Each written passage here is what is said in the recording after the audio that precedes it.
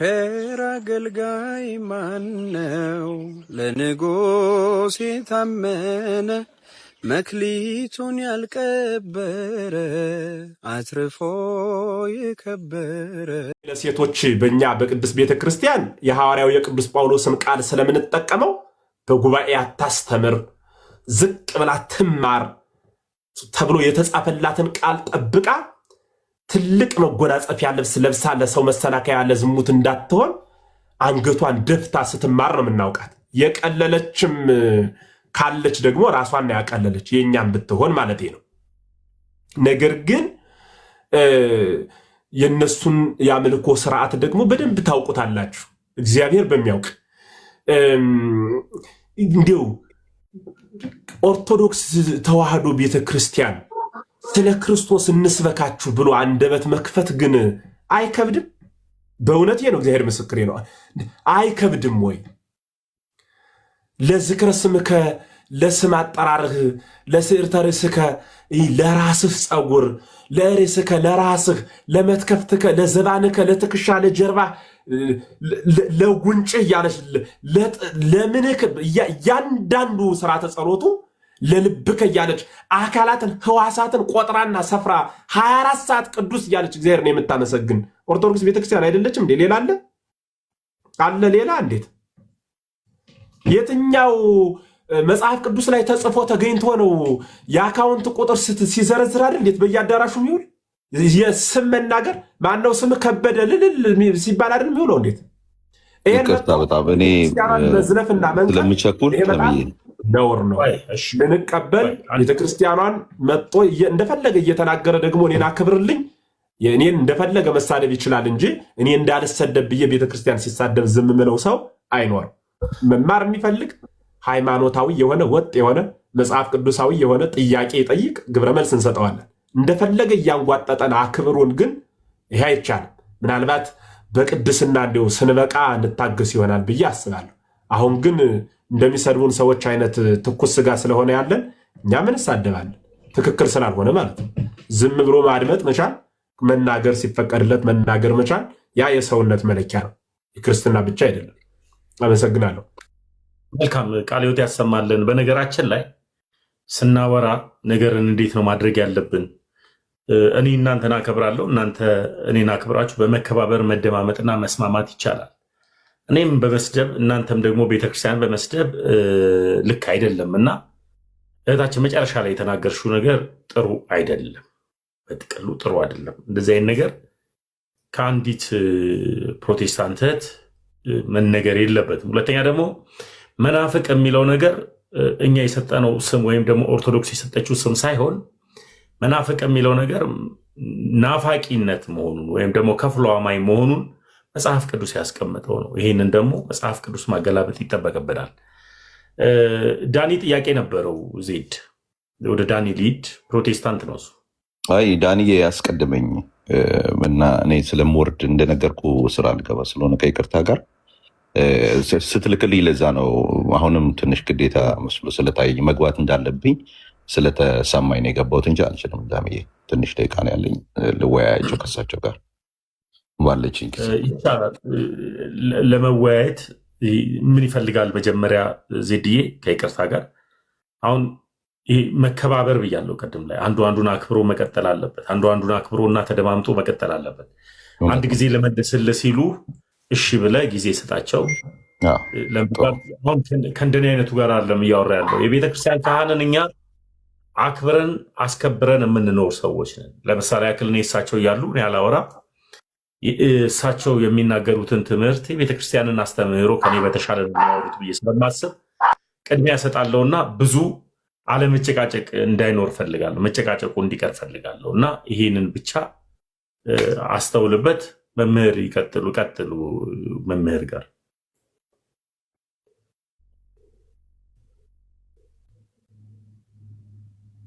እሺ ቴንክ ዩ። እሳቸው ያው አሁን ከእሷ ጋር በተነሳው ሀሳብ ብንቀጥል ይሻላል ብያለሁኝ እና ነው ማስበው እና መምህር ክርስቶስ ኢየሱስ አሁን አስታራቂ ነው ብለው ያምናሉ ወይ ነው ጥያቄው እሱ ጋር ስለሆነ ያለው። አንድ ጊዜ ለሁል ጊዜ ነው እንጂ በየቀኑ አያስታርቅም።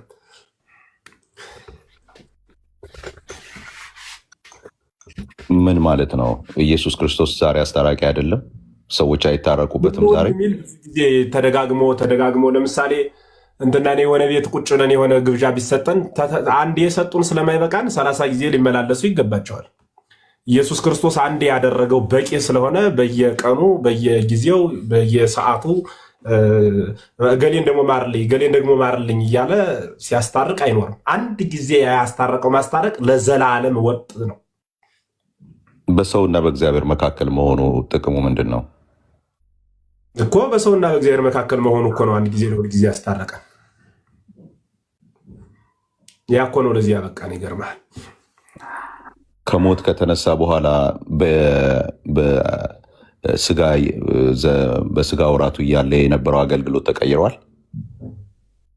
ከሞት ከተነሳ በኋላ በዕለተ ዓርብ እኮ ሰራው የመጣበትን ተፈጸመ ኩሉ አለ እኮ። አልሰማሁም? ዮሐንስ ወንጌል ላይ ወይቤ ተፈጸመ ኩሉ አለ፣ ሁሉ አለቀ አለ። ያ ማለት የማስታረቅ የመጣበትን ጨረሰ ማለት ነው። ልክ አንድ ድርጅት ስራውን ሰርቶ ያስረክባል አይደል? ካስረከበ በኋላ ያ ቤት ደግሞ እድሳት ያስፈልገዋል። በእርግጥ ሰው ስለሚሰራው፣ ይሄ ግን የሰራው አምላክ ስለሆነ እድሳት አያስፈልገውም። በዕለተ ዓርብ አጠናቀቀው። የሚገርም ወደፊት ያለውን ብቻ አይደለም ወደኋላ ሂዶ ከአዳም ጀምሮ የነበረውን ከክርስቶስ ቀጥሎ እስከ ምጽአት የሚኖረውን ወደፊትም ወደኋላም እዱ መዝራእቱ ለአብ የተባለው ኃያል ክንድ የተባለው ወልድ ኢየሱስ ክርስቶስ አስታረቀን። ስለ ስራው ሳይሆን የጠየቅኩት አሁን ዛሬ ሰዎች ወደ አብ ለመምጣት ነው የክርስቶስ ሰውነት የሚያስፈልጋቸው? ወደ ክርስቶስ ለመምጣት ነው የክርስቶስ ሰውነት የሚያስፈልጋቸው? የክርስቶስ ሰውነት ማለት አልገባኝም። በሰውነቱ በኩል ያለው አገልግሎት የሊቀ ክህነቱ አገልግሎት የሚያስፈልጋቸው ለሰዎች ዛሬ የሚያስፈልጋቸዋል ወይ ያልኩኝ ነው። በሰውነቱ በኩል ጥያቄን በደንብ ስሙኛ። የጠየቁት ጥያቄ መካከለኝነቱ በሰውነቱ ነው አይደል? በሰውነቱ በአምላክነቱ ብለን እናድለዋለን። ጥሩ። መካከለኝነቱ በሰውነቱ አይደለም ነው መምህር? ሰው ስለሆነ ነው መካከለኛ የተባለው። አዎ ኦኬ። ሰው ከመሆኑ በፊት መካከለኛ። በቃ ቆንጆ። ሰውነቱ የአንደኛ ጢሞቴዎስ ምዕራፍ 2 ቁጥር 5 ላይ እንደሚለው ዜዶዬ ከእሳቸው ጋር ከቆንጆ እየተግባባን ነው። አንተን የምትረብሸው አሁን እሳቸው ተቸግር ያለው ካሉ እኔ ይንገሩኝ፣ እኔ ሀሳቤን አቆማለሁ። እንደ ሆስት ነው ያወራሁት፣ እንደ ሆስት ብቻ። እሳቸውን ጥያቄ እንዲጠይቁ ደግሞ ፍቀድላቸው። ይጠይቃል። መምህርም ጥያቄ እንዲዘጋጁ ስለፈለግኩኝ ነው። እሺ መምህር፣ ችግር የለውም። ዝግጅት አያስፈልገው። ጥሩ ሀሳብ እያነሳን ስለሆነ መሀል ባትገቡ ጥሩ ነው። ቆንጆ ሀሳብ እያነሳን ጥያቄ ሲጠይቁ እባክህ ብፁዬ አትግቡ። በጌታ እሳቸው በጣም ጥሩ ሰው ናቸው። አብረን እያወራ አትግቡ። አይረብሽ። ይሄ ነው የሚረብሸው ሰዎችን። አትረብሹ። በቃ ቀጥል፣ ወደ ጥያቄ ቀጥል። አመሰግናለሁ። ቴንኪው መምህር። ስለዚህ መካከለኛ ብለን ስንል በእግዚአብሔርና በሰው መካከል ሌላ መካከለኛ ስለሌለ በስጋው በኩል ባለው አገልግሎት ማለት የሊቀ ክህነቱ አገልግሎት በስጋ የዕብራውያን መጽሐፍ ምዕራፍ 5ም ከሰው መካከል ይመረጣል ስለሚል ክርስቶስ ኢየሱስ ሰውነትንም ገንዘቡ እንዲያደርግ ያደረገው እሱ ስለሆነ፣ ስለዚህ በሰውነት ያለ አገልግሎት ነው። ከሰውነቱ ምንድን አልከን? በሰውነቱ ያለ አገልግሎት ነው የሊቀ ክህነት አገልግሎት አይደል? ኧረ ከሰውነቱ እንጂ ከሰውነቱ ብለህ የሆነ ነገር ብለህ ነበረ። አይ በሰውነት ነው ያልኩት። እሺ በሰውነቱ ያለ አገልግሎት ነው የሊቀ ክህነት አገልግሎት። መካከለኛነቱም የመጣው በሰውነቱ ካለ አገልግሎት ነው። ስለዚህ የጠየቀው ጥያቄ ሰው ዛሬ ወደ እግዚአብሔር አብ መምጣት ቢፈልግ በክርስቶስ ኢየሱስ ነው የሚመጣው ወይንስ ደግሞ አይደለም? በጣም ጥሩ። ለዚህ ጥያቄ መልሱ ጥያቄ መሆኑ ይገርማል። ለዚህ ጥያቄ መልሱ ጥያቄ ነው። ባህሪ አምላክ ብለን እኛ ስናምን ፍጡር አምላክ ብሎ ሲያምን አምላክን የሚያምነው በባህሪ የመለኮቱ ነው አካሉን ነው ወይስ አካሉን ከባህሪ የመለኮቱ ጋር ነው የሚያምነው? እንዴት ነው የሚያምን? ካልገባህ አብራራለሁ በደንብ። የጠየቀው ጥያቄ መካከለኝነቱን ጥቅሙን እንድናውቅ ነው። አሁን እኔ የጠየቀው ጥያቄ ሰው ወደ እግዚአብሔር ቤት ይሄን ወደ ሌላ ነገር አይግባ። ሰው ወደ እግዚአብሔር መምጣት ቢፈልግ ዛሬ የሚመጣው በክርስቶስ ኢየሱስ ብቻ ነው ወይንስ ደግሞ ሌላ ተጨማሪ የሚመጣበት መንገድ አለ? ተረድተኸኛል ወይ? እኔን ይሄኛውን ቢመልሱልኝ። ለሱ መልስ የጠየቁ ጥያቄ ነው እኮ ያልኩ። ያየው አልተረዳኸኝም ለካ። እሺ ጠይቆ መልሰው። ለዚህ መልስ የጠየቀኝ ጥያቄ ነው እያልኩህ ነበር። አልሰማኸኝም? አልሰማሁትም። አካላተ ሥላሴን ታምናለህ አይደል አንተ? በጣም ጥሩ። አንድ አካል ብቻ ብለን ነው የምናምነው ወይስ ሶስት አካል አንድ ባህሪ ብለህ ነው የምታምነው አንተ? ሶስት አካል አንድ ባህሪ። በጣም ግሩም። የሚታመነው ሰው አመነ ሲባል የሚያምነው ገንጥሎ አካሉን ነው አካልና ባህሪን ነው የሚያምነው? አይ እኔ ገንጥሎ ነው ብዬ አላምንም። በጣም ጥሩ። አሁን በደንብ መለስክልኝ። እና ከሆነ ያ ባህሪ አንድ ባህሪ ነው። የአብ ባህሪ፣ የወልድ ባህሪ፣ የመንፈስ ቅዱስ ባህሪ አንድ ባህሪ ነው። የሰውነት ባህሪ ሰውነቱን ምን ሊያደርጉት ነው? ወደሱ ልመጣልህ እኮ ነው። ቆይ እንጂ እየጠበቅኝ። ያ ባህሪ አንድ ባህሪ ከሆነ ይህን አንድ ባህሪ ለማመን አሁን ወልድን አመንሁት፣ ቀጥዬ ደግሞ መንፈስ ቅዱስን እስኪ እግዚአብሔር ከፈቀደ ደግሞ አብን አምነዋለሁ እያሉ ነው የሚታመን ማለት ነው። እንደሱ አይደለም። እኛም እንደሱ ማለት ነው። እኛም እንደሱ አናምንም። እንደሱ ስለማናምን ጳውሎስ የተናገረውን ነገር ሙሉን ነው የምንወስደው። ምንድነው ያለው ጳውሎስ? አንድ እግዚአብሔር አለና በእግዚአብሔርና በሰው መካከል እግዚአብሔርን እና ሰውን ለይቶ ደግሞ በሁለቱ መካከል ደግሞ አንድ አለ፣ እርሱም ብሎ ሰውና እግዚአብሔር የሆነ አላለውም። ስለ መካከለኝነቱ ሲገለጥ ሰውነት ነው የሚገለጠው። ስለዚህ ጳውሎስ ግልጥ አድርጎ ምን አለ? አንድ እግዚአብሔር አለና የት? በማን መካከል? በሰውና በእግዚአብሔር መካከል አለና እርሱም አለ ግልጥ አድርጎ እርሱም ሰው የሆነው ይላል። አንብቦት 1 ጢሞቴዎስ ምዕራፍ 2 ቁጥር 5 ላይ ሰው ብሎ ተጠቅሶ ሰው የሆነው ኢየሱስ ክርስቶስ ነው ይላል። ቆይ ሰው የሆነ ኢየሱስ ነው ይላል አይደል? ገባኝ። ጥያቄ ነው። ይሄንን ኮንፈርም ብለው ነው የሚያደርጉት። ኮንፈርም ማድረግ አለበት። ሰው ይላል አይልም? ማብራሪያ ነው እንዴ? ስለ ሰውነቱ እየነገርኩት ነው። ሰው ይላል አይልም ነው ያልኩት። ጥያቄ ነው ማብራሪያ ነው ነው የምልህ። ጥያቄ ነው ማደርገው። መጀመሪያ ይኸውልህ ሊዲንግ ኩዌስችን ይባላል። ሰው ነው ሰው ይለዋል አይለው? መጀመሪያ ይሄንን ብቻ ጠቀሱ። አዎ በሉኝ። ኮንፈርም አድርጉ። ጥያቄ እየጠየቅኩ እኮ መደማመጥ አልቻልንም። እንዴት ወንድም አለም? በደንብ እየተደማመጥን ነው። ማብራሪያ ነው የምትሰጠኝ ነው የምልህ። ይሄን በደንብ እየተደማመጥን ነው። ሰው ይላል አይልም ነው ያልኩት። አየው ባለማዳመጥክ እንደዚህ ያወቅኩት። ጥያቄ ነው የምትጠይቀኝ ማብራሪያ ነው ወይ የምትሰጠኝ ብዬ ነበር። ሊዲንግ ኮስችን ነው። ወደ ዋናው ኮስችን ለመሄድ ሰው ይላል አይልም ነው ያልኩት መምህር። እኛ እንደሱ ገንጥለን አናምንም። በተዋህዶ ጳውሎስ ሰው ብሏል አላለም ነው ያልኩት መምህር። ጳውሎስ ሰው ብሎታል አላለም? ፍጹም ሰው ስለሆነ አዎ ብሎታል። ሰው እርሶ ደፍረው በእግዚአብሔርና በሰው መካከል ያለው ፍጹም ሰው የሆነው ኢየሱስ ነው ይላሉ እርሶ ዛሬ ጳውሎስ እንዳለው? ሃይማኖት እምነት እንጂ እኮ ድፍረት አያስፈልገውም። ድፍረት ይላሉ ወይ ነው ምሎት? ጳውሎስ እንዳለ ሰው የሆነው ኢየሱስ ነው በሰውና በእግዚአብሔር መካከል ያለው ይላሉ? በሰውነቱ በኩል ያለውን አገልግሎት የጳውሎስን ቃልማ እኛ ነን ተርጉመን የምናስተምርህ እንጂ ደፍረህ ምናምን አይባልም። እሱን ቃል ሰው የሆነው ብለው ማለት ይችላሉ? እስቲ እርሶ ሰው የሆነው ኢየሱስ ነው በሉ እስቲ። ኦኬ እንትን ሻሃዳ ነው ምንድን ነው የሚባል? እሱን ልታስዘኝ ነው የገባው? ከይቅርታ ጋር ከታላቅ ይቅርታ ጋር ማለት ነው። ሁለቱ ይጨርሱ። ግን ጳውሎስ እዛ ጋር ከፋፍሎ እንዳስቀምጠው ነበር ድራማ ይሳ መምህር ስላሉ ነው። አሁን እኛ አንገባ ይቀጥል። ሁለቱ እኛ እናዳምጥ። ሐሳብ የጳውሎስን ሐሳብ ትቀበላለህ ወይ? ጳውሎስ እንዳለው ትረዳዋለህ ወይ? አዎ ጳውሎስ እንዳለው ነው የምንረዳ የምናስተምርም። ሐዋርያው ቅዱስ ጳውሎስ እንደነገረን ነው። ከራሳችን አንቀጠን የሆነ ከመርጌታ ገሌ ከቄስ ገሌ ወይ ከፓስተር ገሌ የሚጠቀስ ጥቅስ የለም። ጥቅሱ በጠቅላላ የሚጠቀሰው መጽሐፍ ቅዱስን መሰረት አድርገን ነው። አንተ እንደተረጎምከው ግን አይደለም። የቅዱስ ጳውሎስ ሐሳብ የሚተረጎም ነው የሚገለጸው። እንደዚህ አይደለም። ሰው የሆነ አምላክ ነው ብለን እናምናለን። ሐዋርያው ቅዱስ ጳውሎስ ሰው ብሎ ሲናገር አዎ ፍጹም ሰው ስለሆነ ሰው ይለዋል። ፍጹም ሰው ስለሆነ ሰው ብሎ ይናገራል የምትለውን ቃል አዎ ቅዱስ ጳውሎስ ይለዋል። እኛም እንቀበለዋለን። እንደገና ደግሞ አምላክ ብለን ስንናገር ደግሞ ሰው ባሕርየ ሰብ አምላክ ስለሆነ ደግሞ እሱን ቃል እንጠቀማለን ማለት ነው። ስለዚህ አንተ አሁን በገለጽከው አውድ እስኪ ይህንን ደፍረህ እስኪ ይህንን አይባልም። የቅዱስ ጳውሎስን መልእክት እኮ ከነጠላ አልፈን በአንድምታ ተምረነዋል እንጂ ዝም ብሎ ማናውቀው ጥቅስ አይደለም የነገርከን እኮ። እስኪ ሂድና አንበው አይባልም። ለዚያ የተርጓሚ መምህሩ ነኝ፣ ባለቤቱ ነኝ። ለዚያ ጥቅስ አንተ ለጠቀስከው ጥቅስ ቅዱስ ቄርሎስ ምን ብሎ እንደተረጎመው፣ ቅዱስ ዮሐንስ አፈወርቅ ምን ብሎ እንደተረጎመው፣ አፖስቶሊክ ፋዘርስ የሚባሉት በመጀመሪያ የነበሩ ከአንደኛው ምዕተ ዓመት ጀምረው ያሉ አበው ምን ብለው እንደተራቀቁበት ያን ምስጢር ሁሉ ሳይቀር አንበነዋል።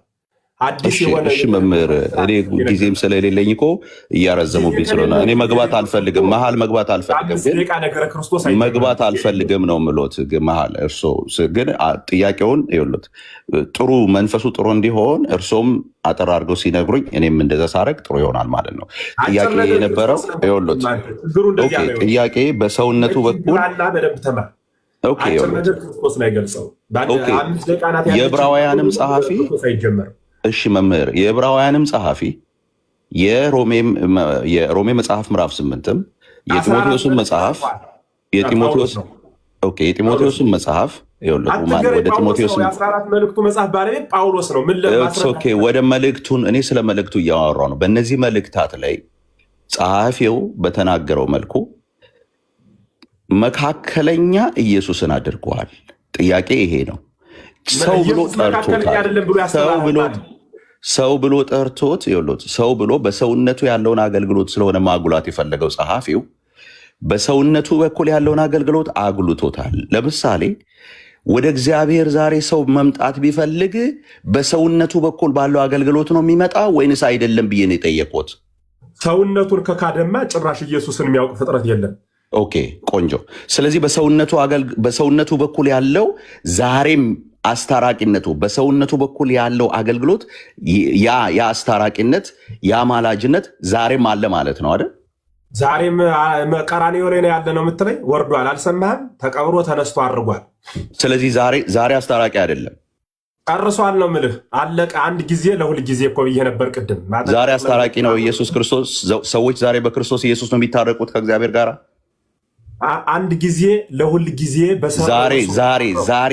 ዛሬ ሰዎች ወደ እግዚአብሔር መምጣት ቢፈልጉ በክርስቶስ በኩል ነው የሚመጡት ሰዎች። ያው ኢየሱስ ክርስቶስን አምላክ ወልደ አምላክ ብለው አምነው ነው የሚመጡት። አስታራቂ መሆኑን አምነው ነው የሚመጡት። አስታራቂ ማለት ምን ማለት ነው? በእርሱ መካከለኛ እርሱ ብቻ ነው ብለው በእርሱ ብቻ አምነው በእግዚአብሔርና በሰው መካከል ሌላ እንደሌለ አውቀው ኢየሱስ ክርስቶስን በእምነት ተቀብለው የእግዚአብሔር ልጅ ከሆኑ በኋላ ሰዎች ወደ እግዚአብሔር መምጣት የሚችሉት በእርሱ መካከለኝነት ብቻና አስታራቂነት ብቻ ነው አይደል?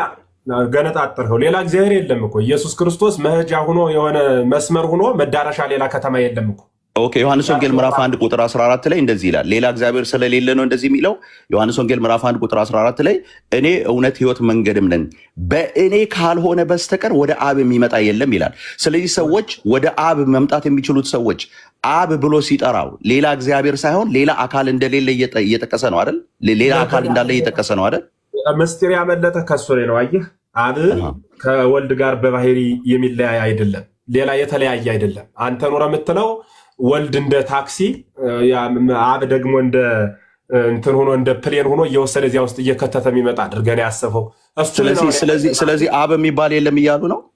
አብ የሚባል የለም አላልኩም። ስለዚህ ሰው ወደ አብ ሰው ወደ አብ የሚመጣው በክርስቶስ ኢየሱስ ነው አይደለም? ጥያቄ ልጠይቅህ፣ አዳምጠኝ። ቆይ እቺ ብቻ መልሱልኝ በጌታ። ሰው ወደ አብ የሚመጣው በክርስቶስ ኢየሱስ ነው አይደለም? እኔ ጥያቄ ጠይቅሃለሁ። ተምዬ ይኸውልህ የጠየቁት ጥያቄ እኮ ግልጽ ነው። እኔ ዮሐንስ ወንጌል ምዕራፍ 14 ቁጥር 6 ሳደርግ እሳቸው ልክ አይደለም አሉ። ልክ አይደለም ካሉኝ እችን ብቻ ይመልሱልኝ። ውይይቱን የምቀጥለው ከዚህ በኋላ ወደ አብ ሰው የሚመጣው በክርስቶስ ኢየሱስ ነው አይደለም? ቆይ ከዚህ በኋላማ ልትወጣ እኮ ነው። መወጣ ነኝ እያልህ እኮ ደግሞ አንድ ጥያቄ ጠይቃለሁ፣ መልስልኝ። እያወራሁ ነበር፣ ሚውት አድርገውኝ ነበር። እሺ ይቀጥል። ማን ያደረገ? ይቅርታ አላየሁም ነበር። ሰው ስለሆነ ከባህሪ አባቱ ከአብ ያንሳል? አያንስም። ሰው ስለሆነ ከባህሪ አባቱ ከአብ ያንሳል? አያንስም። ሰው በእግዚአብሔር አምኖ የሚኖርበት ሀገር ከወልድ የተለየ ህልውና ነው? እግዚአብሔር ወልድ ከእግዚአብሔር አብ አያንስም። በስልጣንም በባህሪ በምንም አንድ ነው። ጥያቄው ያለው በሰውነቱ በኩል ያለው አገልግሎት ኢየሱስ ክርስቶስ ሲናገር አሁን እርሶ የሰውነቱን እንዲለዩ በሰውነቱ ያለው አገልግሎት መካከለኝነቱን ለዩልኝ እያልኩኝ ነው። ራሱ ኢየሱስ ሲናገር ዮሐንስ ወንጌል ምዕራፍ 14 ቁጥር 6 ላይ እኔ ብሎ ጠቅሶ ኢየሱስ ስጋን ገንዘቡ ያደረገው ወልድ ኢየሱስ ክርስቶስ እንደዚህ አለ። እኔ አለ ማለት እኔ አለ እውነት፣ መንገድ፣ ህይወት እኔ ነኝ። በእኔ ካልሆነ በስተቀር ወደ አብ የሚመጣ የለም አለ። ሰው ወደ አብ የሚመጣው ሰው ቆይ አረባኮት ሰው ወደ አብ የሚመጣው በክርስቶስ ሰው ወደ አብ እንዴት ነው እንደዚህ? እርሶ እኔ የሥላሴ አማኝ ሆኖ እያሉ እንደ ታክሲ እንዴት ሰው እንደ አንድ ጊዜ አድርገን እንግባባለን። አብረህ ታወራለህ። ጥያቄ ብለህ ማብራሪያ እኔ እኮ እየጠየቅኩት እያለ እኮ ነው እርሱ መሀል የገቡብኝ። አንድ ሰዓት ሆና ጥያቄ ምኑ የጠየቁት ጥያቄ ዮሐንስ ወንጌል ምዕራፍ 11 ቁጥር 6 ጠቅሼ ሰው ወደ እኔ እውነትም ሕይወትም መንገድም ነኝ በእኔ ካልሆነ በስተቀር አንዴ ልጨርስሎት እኮ ልጨርሳ እኔ ነኝ አለ። ወደ አብ የሚመጣው ሰው በእኔ ብቻ ነው አለ። ሰው ወደ አብ የሚደርሰው በክርስቶስ ኢየሱስ ብቻ ነው አይደለም? ይህን ብቻ መልሶልኝ። በኢየሱስ ክርስቶስን አምላክ ወልድ አምላክ ብሎ ሳያምኑ አብ ብሎ ማመን አይቻልም። ምክንያቱም አብ መባሉ ልጁ ወልድ ስላለ ያ ወልድ ደግሞ በነገረ ተዋህዶ ፍጹም ሰው የሆነውን ፍጹም ሰውነቱን ሳያምኑ አብን አምላክ ነህ ብሎ ማመን አይቻልም ብዬ ወደ አብ ሰው የሚመጣው በክርስቶስ ኢየሱስ። ዛሬ ሰው መምጣት ቢፈልግ ወደ እግዚአብሔር መምጣት ቢፈልግ አብ ነው በልጁ ያስታረቀው ሰውን። ይኸውልዎት መታረቅን ያገኘንበት በልጁ ከአብ ጋር ታርቀናል ብለን ስንል በስላሴ አስተምሮ አብ ሰቦርዲኔሽን የሚባለው መቼም እርሶ ያውቃሉ። ይሄንን ነገር እያልኩ ያለሁት ምን መሰሉት? የስላሴ አስተምሮ ላይ ቆመን ስናወራ ሰው ዛሬ መታረቅ ቢፈልግ ወደ አብ መምጣት የሚችለው በክርስቶስ ኢየሱስ ነው አይደለም? እች ብቻ አዎ ወይም አይበሉልኝ። በክርስቶስ ኢየሱስ ማለት ምን ማለት ነው? ይህ እኮ ቅድም ነግረኸኝ ለእሱ መልስ ሰጥቼ ነበረ። ሌላ መምጫ አለው ወደ እግዚአብሔር ለመምጣት ሰው ሌላ መምጫ አለው። ወደ እግዚአብሔር ለመምጣት ሰው ሌላ መምጫ አለው ከክርስቶስ ኢየሱስ ውጭ ከክርስቶስ ለመታረቅ ከእግዚአብሔር ጋር ለመታረቅ ማን ተጣልቶ ነው እግዚአብሔር ጋር? ከክርስቶስ ውጭ መታረቂያ መንገድ አለ ወይ? ማን ተጣልቶ ነው እግዚአብሔር ጋር? ጥያቄን ስጠየቅማ እየሰማሁ ሰውና እግዚአብሔር ተጣሉ። መቼ ነው የተጣለው? ሰውና እግዚአብሔር ተጣሉ። አያውቁትም? እሱን መቼ ያልኩህ እየጠየቅኩ ነው። እግዚአብሔር ሊያስታርቅ ከራሱ ጋር ሊያስታርቅ ልጁን እንደላከው አያውቁም? እና ታረቅን እኮ ዓርብ ላይ እኮ ነው የምልህ። ኦኬ ዛሬ ሙስሊም ታርቋል። ዛሬ ማን ሙስሊም ታርቋል? በየት አድርጎ ይታረቃል? መች መጦ ታረቀ? ኦኬ ስለዚህ ሰው ታርቋል የሚሉኝ ምንድን ነው? ዛሬ ያልታረቀው ሰው ቢመጣ በማን ነው የሚታረቀው? ከእግዚአብሔር ጋር ያልታረቀው በስሙ ለምናምነው ሰዎች ነው። እሱን ሀሳብ የገለጽኩላት። ሰው ዛሬ ወደ እግዚአብሔር መምጣት ቢፈልግ መካከለኛና አስታራቂ ከሆነው ከኢየሱስ ክርስቶስ ውጭ መምጣት ይችላሉ ወይ ወደ እግዚአብሔር? ምን ማለት ነው እሱ? ቃሉን አብራ። ኦኬ ቴንኪው ተባረኩ። መልስ የላችሁም። ይህን እንኳን መመለስ አትችሉም። ግሩም ነው። አሁን መልስ አጠየርክ ነው። ማብራራት አቃተ። መምህር 30 ሰከንድ የእነሱን ጨዋታ በደንብ ስለማውቀው ነው። 30 ሰከንድ ብቻ ይስጡ። መምህር እያሉ ያሉት ኢየሱስ ክርስቶስ የሰው ልጆችን ሁሉ ታርቋል። የሰው ልጆች ሁሉ ታርቀው ኢየሱስ ክርስቶስ የሰው ልጆችን ሁሉ አስታርቋል። ያስታረቀ የሰው ልጆችን ሁሉ ካስታረቀ በኋላ የሰው ልጆች ደግሞ መታረቅ አለባቸው። የሰው ልጆች የሚታረቁት በእምነት በኩል መተው ነው። አናምንም ቢሉ ከእግዚአብሔር ጋር ስለሚጣሉ ማለትም አናምንም ቢሉ ስለሚፈረድባቸው፣ አናምንም ቢሉ ሙታን ስለሚሆኑ እነዚህ ሰዎች በእምነት በኩል ሲመጡ ከእግዚአብሔር ጋር ይታረቃሉ ነው። አሁን እየወሰዱ ያሉት ምንድነው? ሰዎች በእምነት በኩል መጡ አሜን ብለው ሲመጡ ከእግዚአብሔር ጋር ይታረቃሉ ሲባል ኢየሱስ ያስታርቃቸዋል ብለው ነው የሚተረጉሙት እነሱ። ሰዎች የሚያምኑት ያስታረቃቸውን ኢየሱስ ክርስቶስ ነው። መቼ ነው ያስታረቃቸው? በቀራንዮ አደባባይ በመስቀል። ስለዚህ ፍጥረቱ ዳንዬ ኢየሱስ ክርስቶስ የሰው ለምሳሌ በሙስሊም ተርጉሞ ኢየሱስ ክርስቶስ ካስታረቃቸው የሰው ልጆች አንዱ ሙስሊሞች ናቸው። ሙስሊሞች ግን የኢየሱስ ክርስቶስን እርቅ አንቀበልም ብለው የተፈረደባቸው ናቸው ነው። ያስታረቃቸውን አንቀበልም። ይኸውልህ ሁላችሁም ስሙ በደንብ ቆይ አንዴ፣ ላይም ታችም ያላችሁ ሰዎች በደንብ ስሙ። የእነዚህ ሰዎች ጥያቄ እንደ ዛሬው ገብቶኝ አያውቅም። እንዴት ካላችሁኝ አሁን ይህ ሰው ከኢየሱስ ክርስቶስ ውጭ እያለ የሚጠይቅበት ምክንያት አዎ ያለሱማ ምን መንገድ አለ ብዬ መልስ ብሰጠው ሐሳቡን ሳይረዳ ነጠላ ሐሳቡን ብቻ ገንጥሎ ይዞ እንዲያ ከሆነ አማላጅ ለምን ያስፈልጋል ብሎ ወደ ቅዱሳን ምልጃ ለመንደርደር ነው። እዚያች ላይ ብቻ እምቡሊል ሲያጠነጥን የነበረው ነገር ባጭሩ ምልጃን በተመለከተ ሐሳብ ለማንሳት ጥያቄ ለመፍጠር የሄደበት ርቀቱ ነው። በደንብ አስምራችሁ ያዙልኝ። ይሄ ግልጽ ነው ሐሳቤ። ብቻ ከሆነ እሱ ወደ አብ የሚከድበት መስመር ወይም ብቸኛው እርሱ ኢየሱስ ክርስቶስ ከሆነ ገሌ አማላጅ ነው፣ ቅዱሳን አማላጅ ናቸው፣ እመቤታችን አማላጅ ናት ለምን ትላላችሁ ብሎ በለመደ አፉ ቤተክርስቲያንን ለመውቀስ ነው የተዘጋጀበት ሐሳቡ እንደዚያ ነው። ስለዚህ እኔ አብራራው እስኪ ምለው ለምን እንደሆነ ታውቃላችሁ? ሲያብራራው እርሱን ሰው የሆነ አምላክ ሲሆን ሰውነቱ ሰው ሲሆን አምላክነቱ ያልቀረበት በተዋህዶ ክብር መሆን ለስጋ ብቻውን የከበረ ስጋ ክብር መሆን አካላዊ ቃል ብቻውን ወልድ ማክበር ደግሞ አብ ወልድ መንፈስ ቅዱስ ማለት ነው። ስለዚህ ያ ሰው የሆነው አምላክ በፈቃዱ ከቅድስት ድንግል የተወለደው ባሕርየ ሰብን ሰው ያደረገ እርሱ በቀራንዮ የተገለጸው ደሙን ለዓለም ያፈሰሰው ሰውና እግዚአብሔርን ከራሱ ጋር ያስታረቀ እርሱ ወልድ ኢየሱስ ክርስቶስ አምላክ ብሎ ማመን እንዲያ ብሎ ሳያምን አብን የባሕርይ አምላክ ማለት ይቻላልን ብሎ ጥያቄ ቢጠይቀኝ በትክክል አይቻልም እለዋለሁ ማለት ነው። እሱ ግን እንዲያ ሳይል እንዲያው ዝም ብሎ የኢየሱስ ክርስቶስ መካከለኝነትና በርነት ከሱ ውጭ ሌላ በር አለ ወይ ይላል።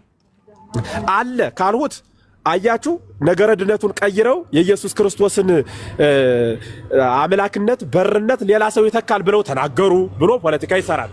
አይ የለም ካልሁት ደግሞ ከሌለ የቅዱሳንን ምልጃ ከሌለ ከየት አመጣችሁት ብሎ ነገረ ቅዱሳንን ደግሞ ይቃወማል ማለት ነው። ከዚያ በኋላ የእመቤታችን ምልጃ የመላእክትን ምልጃ እሱን ወደ መቃወም ሊሄድ ነው። ከዚህ መካከል አብራረው ነው ራሱን እንዲገልጸው ፈልጋለሁ። እንዲህ አይነት ጥያቄ ሲመጣ የኞች አንዳንድ እንከፎች አሉ። ዝም ብሎ የሆነ ምስጢሩ ሳይገባቸው ዝም ብሎ መልስ የሌለ መስሏቸው እንደዚህ ሆኖ እንደዚህ ሆኖ የሚሉ ኖ ይሄንን ያስተማረን ክርስቶስ ነው ባለቤቱ። መጥቶ አንዲትን ሴት ይዘው መጥተው እችን ሴት ዮሐንስ ወንጌል ምዕራፍ 8 ላይ በድንጋይ እንውገራት ወይ ብለው ስትሰስን ያዝናት። እንዳንተዋት ሙሴ ስትሰስን ከያዛችሁ ውገሩ ይላል። እንዳልወገራት ትናንት አትውገሩ እያልህ አስተምርሃል። እንዴት ነው ያሉት። እነሱ ከሁለት አንዱን ነው የጠበቁት። ውገሯት ብሎ ቃል ቢሰጥ ተመልከቱ፣ የሰው ሞት አያሳዝነውም። ትናንት አትውገሩ፣ ይህኛውን ቢመታችሁ ይህኛውን ስጡ ብሎ አስተማረ። ዛሬ ደግሞ ውገሩ አለ ብለው በአደባባይ ውገሯት ቢል ሊያሰጡት ነው። አትውገሯት ቢሉ ደግሞ ወሳረ ሕጎ ለሙሴ የሙሴን ሕግ ሻረ ብለው ደግሞ ሊያጣሉት ሊያካስሱት ነው። ሁለቱን ነው ይዘው የመጡት። እርሱ ግን ምን አላቸው? እነሱ ያሰቡትን ሳይሆን ዘአልቦ ኃጢአት እምኔክሙ ለይገራ በእብን አላቸው። ከእናንተ መካከል ኃጢአት የሌለበት በድንጋይ ይውገራት አላቸው። ያኔ ሁሉም በደላቸውን ያውቃሉና ተጓዙ ማለት ወሃዙ ይሰረቁ ሹልክ እያሉ አለቁ። ወተርፈት በሃይቲታ እሷ ግን ብቻዋን ቀረች ይላል። ሌላም ቦታ ሌላም ጊዜ ዮሐንስ ጥምቀት መጥተው ጠይቀውት ነበረ። ዝም ብለህ ፍጥጥ ያለ እንዲህ ነው አይደለም ከምድር ነው ከሰማይ ነው ብሎ እርሱ ጠየቃቸው። ዮሐንስ ጥምቀትን በተመለከተ በአይ ስልጣን በማን ስልጣን ነው ይህን ስራ የምትሰራ ብለው ጠይቀውታል። በራሴ ስልጣን እንዳይላቸው እንዴት በራስ ስልጣን ትሰራለህ ሊሉት ነው። በአብ ስልጣን እንዳይላቸው አብ ሲልክ አላየንም አልሰማንም ሊሉ ነው። ምን አላቸው? ጥያቄውን በጥያቄ መለሰላቸው። ዮሐንስ ጥምቀት ከሰማይ ወይስ ከምድር እስኪ ንገሩ አላቸው። አናውቅም አሉት። እኔም እንዲህ ከሆነስ አላውቅም አላቸው። አያችሁ፣ እንደየክፋታቸው እንደየአመጣጣቸው ግብረ መልስ እንሰጣለን። እንደ ተጥባበ ነገራቸው ማለት ነው። ጥያቄ ሲጠየቅ ለሁሉም ዝም ብሎ ማብራሪያ አይሰጥም። አያችሁ፣ ለሁሉም ነገር ማለት ነው። ሶስት አይነት ጥያቄ አለ። ሊያውቅ የሚጠይቅ አለ። ተጠራጥሮ ሊያረጋግጥ የሚጠይቅ ሰው አለ።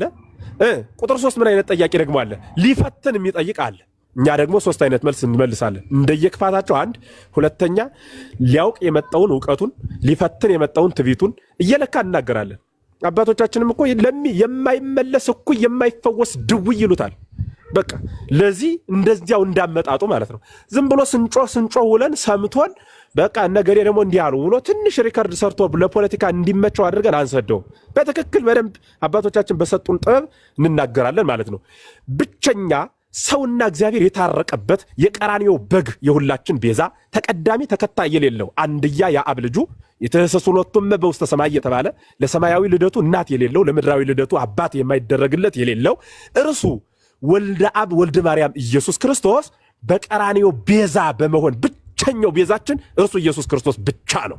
የታረቀን በእርሱ ደም ብቻ ነው። ያ ደም ግን አንድ ጊዜ ለሁል ጊዜ አንደበቅ ለዘላለም አስታርቆናል። ከማን ጋር? ከእርሱ ከባሕሪ አባቱ ከአብ ጋር አስታርቆናል።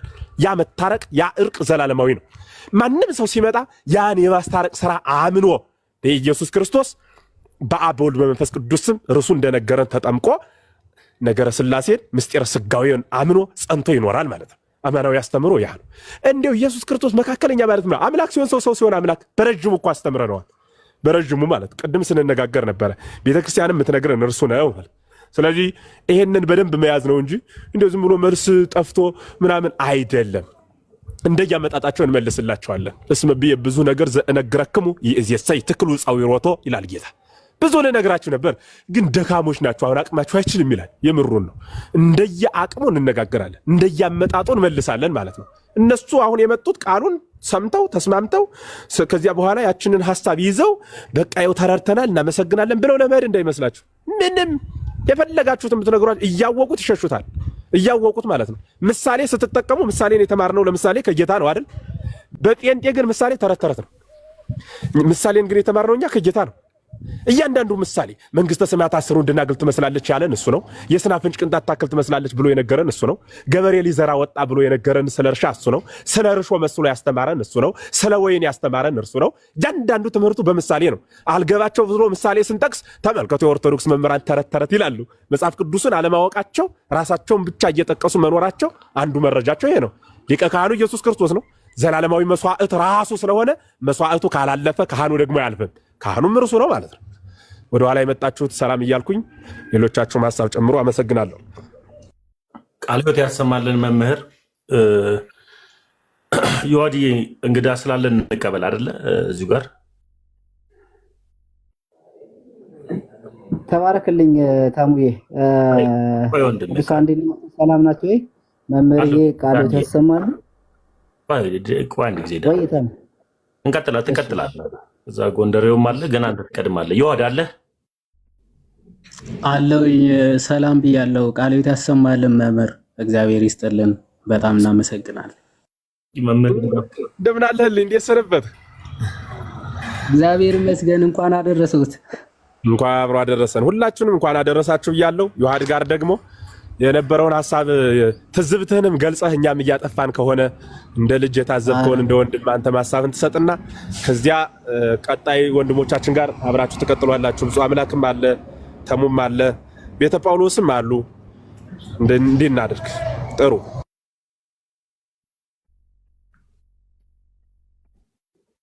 ቀጽልቦ። አይ መምህር እንደውም በደንብ ጥሩ አድርገው የቤተ ክርስቲያን የአባቶችን ትምህርት ነው እንትን ያሉት። ፕላስ ደግሞ እያንዳንዱ እንዳመጣጡ መያዝም በደንብ እውነት አሪፍ ነበር ሲመልሱ የነበሩ። የሆነ ነገር ለማስባል ነበረ ሲጥር የነበረው። በቃ እንዲያስባልኩኝ ከዛ በኋላ ቻው ቻው እንዲህ ልክ እንደዚች ማለት ሊወጣ ነበር ሀሳቡ። ጥያቄ ሳይጠየቅ ምናምን ለማምለጥ ነበረ። ለወጣ ነው ምናምን እያለ ሲያስፈራራ የነበረው ለዛ ነው። የሆነ በቃ አምላካቸውን የሆነ እንደዚህ ነጥብ አስጣልን። ታችም እያየው ነበር። አንዳንዶቹ ፕሮቴስታንት ሆነው እኔ ኦርቶዶክስ ነኝ ግን መምህር ተሳስተዋል አይነት ነገር ማለት ፈጣሪያቸውን ራሳቸውንም እንዲህ እያሉ ነው በቃ የሚያጽናኑት ማለት ነው። ምስኪኖች እውነት እንደነዚህ አይነት ላሉ ሰዎች እግዚአብሔር ማስተዋሉን ያድላቸው። እሺ ጨዋታ አይደለም ይሄ፣ ስለ ህይወት ጉዳይ ነው እየተወራ ያለው። እንዲሸውዳችሁ አታላችሁ ነፍሳችሁንም ሰዎችን ለማንም አትጠቅሙምና ኦኬ ምን አይነት ድራማ እየሰራችሁ እንደሆነ ለራሳችሁ ቆም ብላችሁ አስቡ። ዋና በቃ የሚገርም ጥያቄ ሲጠየቅ በቃ ቻው ምናምን መልስ የላችሁም አየህ ምናምን ብሎ ለመውጣት ማለት ነው። ምክንያቱ የማይሆን አያያዝ ስለተያዘ ማለት ነው። ኦኬ ክርስቶስ እኔ መንገድ እውነት ህይወት ነኝ ብሎ ሲናገር መንገድ የሚያስቡት የሆነ ከዚህ በፊት አማላጅ ለማለት ይጠቅሱት ነበር። ለአማላጅነት እንደማያዋጣ ሲያቅታቸው ደግሞ አሁን ከክርስቶስ ውጪ ወደ አብ ሌላ መንገድ አለ ወይስ የለም? ምን ማለት ነው መንገድ የሚለው ራሱ? ክርስቶስ ስለምን እየተናገረ ነው እዚህ ክፍል ላይ መንገድ ያለው? አሁን መንገድ የሚለው እኮ ዝም ብለን ማለት መንገድ የተባለ አንድ አብራራልኝም እኮ ያልሁት ድንገት የኤርፖርት መስመር የሚለው ይመስለኝ ነበር። ታዲያ እሱ አልጠበቀም እኮ እሱ አለው ወይስ አጭር መልስ ነው የምጠይቀው የምፈልገው? እንደዚህ አይባልም። መጽሐፍ ቅዱስ እኮ ያለ ወይስ የለም ጥያቄ አይደለም። ፕላስ ደግሞ እኔ ዜዶዬ እኔ አንዳንዴም ሳታውቀውም ቢሆን ያመልጣል። ሊዲንግ ኮስችን ነው አለ። በቃ እንግሊዘኛ በሱ ቤት ታውቋል። ሊዲንግ ኮስችን እንኳን ስፒሪቹዋል ነገር ላይ አስ ፋላሲ ነው። እሺ ሊዲንግ ኮስችን ፋላሲ ይባላል። የሆነ እንደዚህ ነው ወይስ አይደለም? ሊዲንግ ኮስችን ፋላሲ ይባላል ሲጀመር። ኦኬ ሊዲንግ ኮስችን ነው ብለህ እንደ ጀግንነት እንደ ጀብድ ስትጠራው ነበረና ሊዲንግ ኮስችን ሲጀመር አይጠየቅም፣ ፋላሲ ነው በሎጂኩ ዓለም ራሱና እንደዛ ሲል ስለነበረ በጣም ያሳዝናል። ኤኒዌይስ ግን መምህር በስፋት አብራርቶታል። ክርስቶስ መንገድ ነው ሲባል የትኛውም አባት ብታነቡ ምን ብለው ምንድነው እውነት ሕይወትም መንገድም እኔ ነኝ በእኔ በቀር ወደ አብ የሚመጣ የለም ብሎ ሲናገር እዛው ቁጥር 7 ባይዘይ ሌላ መጽሐፍ እኮ መሄድ አይጠበቅባችሁ። ቁጥር 7 ራሱ ይመልሰዋል። አንድ ቁጥር ዝቅ ማለት እኔንስ ብታውቁኝ አባቴን ደግሞ ባወቃችሁ ነበረ ማለት። ኦኬ ከአሁን ጀምራችሁ ታውቁታላችሁ አይታችሁትም አላለ። ስለዚህ እኔ መንገድ ነኝ ሲል ምንድነው? አብን የምናውቅበት አብን የሚገልጥልን ኦኬ ነገረ አብን የሚያሳየን የሚገልጥልን ማን ነው ማለት ነው? ክርስቶስ ኢየሱስ ነው። ልክ ዮሐንስ ወንጌል ምዕራፍ 1 ከቁጥር 18 እግዚአብሔርን ያየው አንድስ እንኳን የለም በአባቱ እቅፍ ያለ አንድያ ልጁ እርሱ ተረከው እንደተባለ አብን የሚገልጽልን አብን የሚያሳውቀን እሱ ነው። ስለዚህ እኔን ካወቃችሁኝ ነው አብን ልታውቁት የምችሉ። እኔም በእኔ ካመናችሁ ነው አብን የምታምኑት ማለት በእኔ ካልሆነ ወይም ደግሞ ከእኔ በቀር ወደ አብ የሚመጣ የለም ሲል እኔን ያላወቀ አብን ሊያውቀው አይችልም ነው። እኔን የባህሪ ልጁ ነው ካላለ አብን የባህሪ አባቱ ነው ሊል ማንም አይችልም ነው። ወደዛ እውቀት ወደዛ መገለጽ ሊደርስ አይችልም ነው። ልክ ክርስቶስ ብሏል አይደል? ሉቃስ ወንጌል ምዕራፍ 10 ካልተሳሳትኩኝ ከአብ ብቻ በቀር ወልድን የሚያውቅ የለም፣ ከወልድም ብቻ በቀር ኦኬ አብን የሚያውቅ የለም ይልና ወልድም ሊገልጥለት ከሚወድ በስተቀር ይላል። ወልድም ሊገልጽለት ከሚወድ በስተቀር። ስለዚህ ወልድ የገለጸለት ነው አብን የሚያውቀው ነው። ዛት ኢዝ ዘ ፖይንት ማለት። ስለዚህ እኔን ብታውቁኝ አባቴን ደግሞ ታውቁታላችሁ ሲባል በቃ ዛት ኢዝ መንገድ ማለት ይሄንን ወደ አብ የሚወስደን ማለት አብን የሚያሳውቀን አብን የሚገልጥልን ኦኬ ወደ አብ ልጅነት የሚያደርሰን እሱ ክርስቶስ ነው ማለት ነው። ሶ ይሄንን በደንብ ልናውቅ ልንረዳ ይገባል። ኦኬ የክርስቶስን ትምህርት አመሰግነው። ከመምህር በላይ ልታብራራልን የፈለከው መሰለኝ። መምህር አብራርተው ጨርሰዋል፣ አስተምረው መሰለኝ። እሺ ሚዩት አድርገውና ጥያቄ ካለ ትጠይቃለህ። እሺ ዳኒ ጥያቄ አለኝ። ለጥያቄ ነው። ሚዩት አድርገውና ታብታብ እያረክ ስማ። የምትቸኩል ከሆነ ደግሞ ታች ልካለሁ ማለት ነው። ዳኒ ትቸኩላለህ ወይስ ትረጋጋለህ? ቴንክ ዩ። አዎ እንደዚህ ረጋ ብለህ አዳምጥ። ሰው ከዛ አንጻር የሚታይ ነው። የአንደኛ ጢሞቴዎስም መምህር በደንብ ገልጸውታል። መካከለኛ ወይም ሚዲየተር ሲባል ቅዱስ ዮሐንስ አፈወርቅም እንደገለጸው ሚዲየተር መካከለኛ፣ እግዚአብሔር ብቻውን ወይም አብ ሰው አልሆነም ብቻውን መካከለኛ ሊባል አይችልም።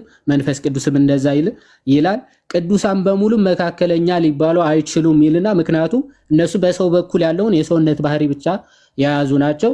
አብም የአምላክነት ብቻ ነው። ክርስቶስ ግን ሁለቱም ባህሪያት አዋህዶ አንድ ያደረገ ነው። ስለዚህ ለዛ መካከለኛ የሚለው ማለት ሰው የሆነ ብሎ ነው ሐዋርያ ቅዱስ ጳውሎስ የሚገልጸው። ሰው የሆነ ሲል አስቀድሞ ወልደ አምላክ ወይም ደግሞ አምላክ የሆነ እንደሆነ በሚገባ ገልጸው ነው ሰው የሆነው ኢየሱስ ክርስቶስ ነው የሚለው። ስለዚህ ፍጹም ሰው እሱ ላይ እንዲያውም ቀደም ሲል ዘንግቻት በደንብ አንዲት ሐሳብ ልጨምር። ቆየኝ አንድ 30 ሰከንድ የሚሆን ምን ማለት ነው? ሰው የሆነ የሚለው ቃል በቀጥታ የሚቀጸለው ለመለኮት ነው። መለኮት ስለሆነ ሰው የሆነው ማለት ነው።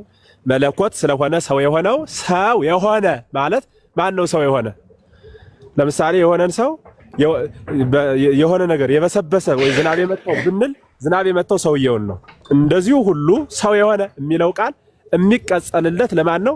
ለመለኮት ነው። መለኮት ሰውን ስለሆነ ማለት ነው። እና ይቺ በደንብ አስምራችሁ እንድትይዙ ለማለት ነው። ቀጥል ይዋሃድ በደንብ አብራራ።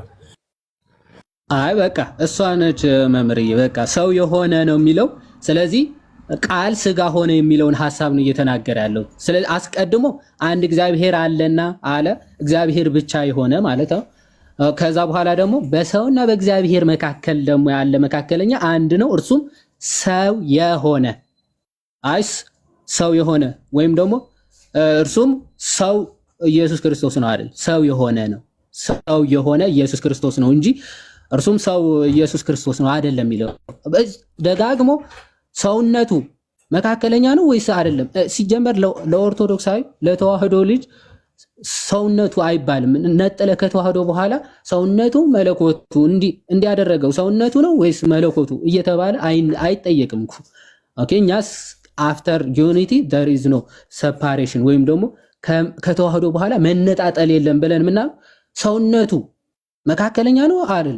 እንደዚህ አይባልም በጭራሽ ለኛ ለክርስቲያኖች።